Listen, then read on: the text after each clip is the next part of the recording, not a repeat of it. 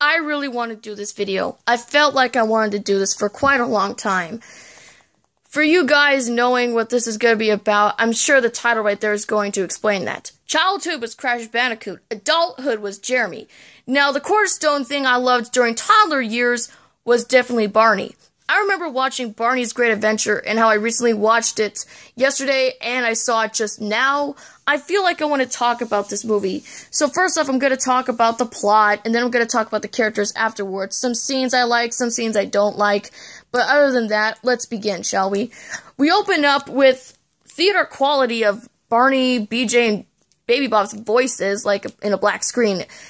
You know, like, because it's theater quality. And then it's just basically the main characters going to their grandparents' house. Abigail, Cody, and their friend Marcella. I feel like the beginning is a little bit rushed. I'm sorry, people. I mean, I like how it's introducing the characters, with Abigail being the playful girl, Marcella being her best friend, Cody being the jealous and very rude brother. The parents, however, are just... I just don't know. The parents just don't give off a really good delivery, especially the dad. He doesn't seem too excited about the Apple Festival that's going to happen the day after tomorrow. Or was it tomorrow? I think they said it was tomorrow. Yeah. They just go to their grandparents' house. The parents are gone, and I think they just dropped them off for a week. That's what they said. And I don't like this scene where Cody just takes Abigail's Barney doll and just hides it. At least it doesn't destroy it. That's a good thing. And I feel that it was kind of a little too mean-spirited. I mean, getting annoyed by your sister is enough, but taking the doll away from her? That's just wrong. And I'm glad that Cody got his comeuppance in the end when Barney jumps out of the shower. I don't know who turns on the shower water or how that tub just magically rose. I think Cody deserved that for being so mean to his sister and taking the doll away. I'm surprised Barney didn't even get upset at him. Why didn't he say, "Why did you take me away from Abigail?" Like, why? He's just happy that they're at the place and he enjoyed the car trip. I know he's a joyful guy, but he needs to have some kind of feelings. And especially that barn scene where they're singing a song and then Cody still doesn't believe that Barney's real, even though Barney is right in front of him. He's like, "Look, pal, real dinosaurs don't talk, and real dinosaurs don't go, I don't like how Cody acts. He still thinks that Barney's not real. He says dinosaurs aren't real, but when Barney just tells him stuff, he still doesn't believe it. And I hate how he says, Barney the dinosaur is not in this barn. He is in the barn. In the literal next scene, he tells the grandparents that Barney the dinosaur is in the barn. Make up your mind. You say he's not in the barn to him, yet you say to the grandparents that Barney's in the barn. Make up your mind. But I do love the song that the grandpa sings to the grandma. It's so soothing. It's so sweet. And I just love the delivery of it. It shows that he really does care and that these are really good actors. And also, I also love how Barney just pops out of nowhere and then Cody falls in the bushes. Yeah, more comeuppance for him.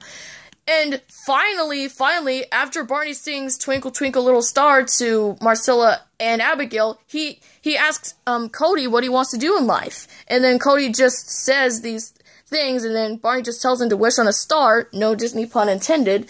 And Cody, for once in his life, actually does what Barney tells him to do, wishes on a star, and then he tells to the star and himself and him that he wants to have a real adventure and see things. Barney's amazed by it. And I felt like that scene alone redeemed Cody. He just wanted to do something. Like, he wanted to have a real adventure besides being on the farm. Like, it was a really nice scene. But I don't like how Barney just disappeared just like that. Like, where did he go? At first he's amazed, next scene, he's gone.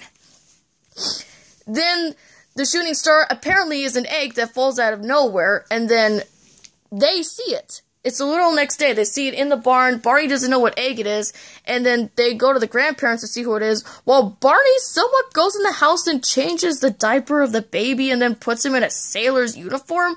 Okay, I'm a little bit creeped out by that scene, but I felt that someone had to check on the baby, and I think a guy dressed in a dinosaur costume, I think that was what they were going for? Yeah, I don't think so. That scene right there probably wouldn't have worked.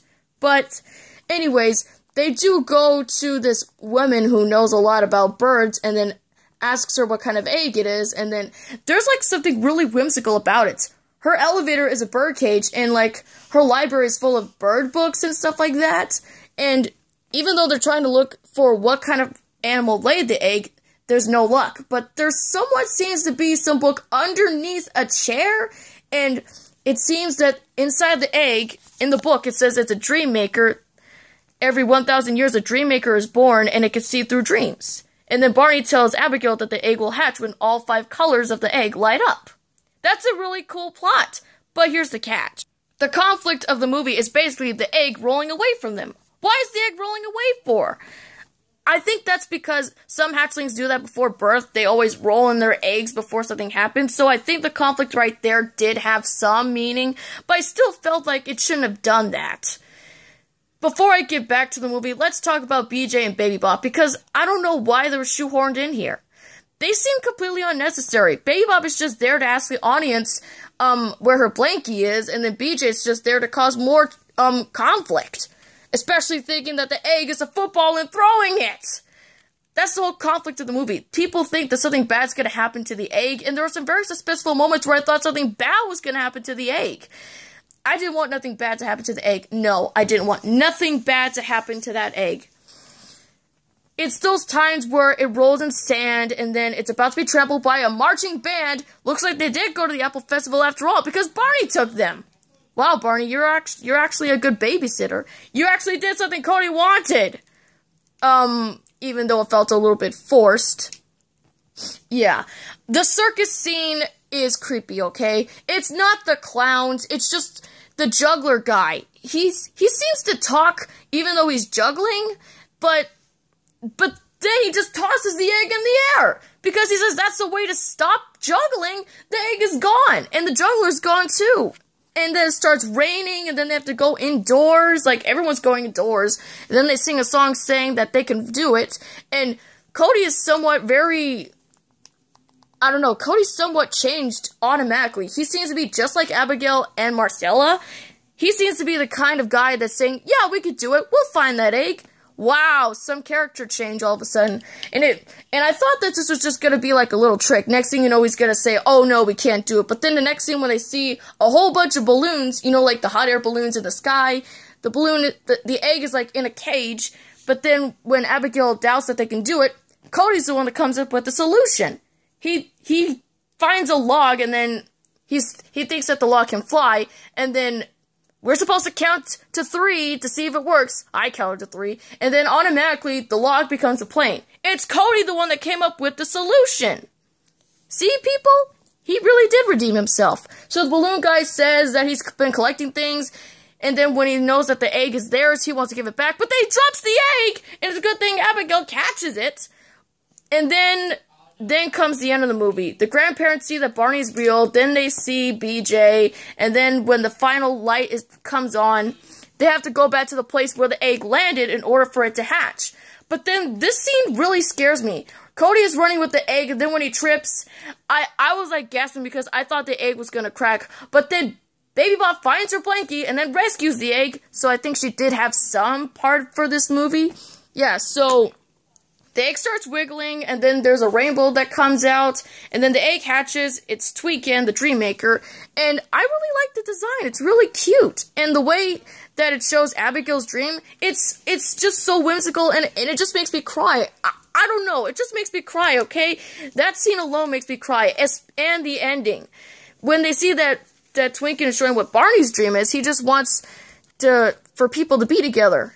And then they sing, I love you, BJ and Baby Bop return back to their imagination land, and then as soon as that's done, they think that Barney's disappeared and Tweakin', but they're on the porch, the swimming porch, and then the baby says Barney, everyone sees Cody is smiling, and then Barney and Tweakin' in toy form all wink, and then that's the end of the movie.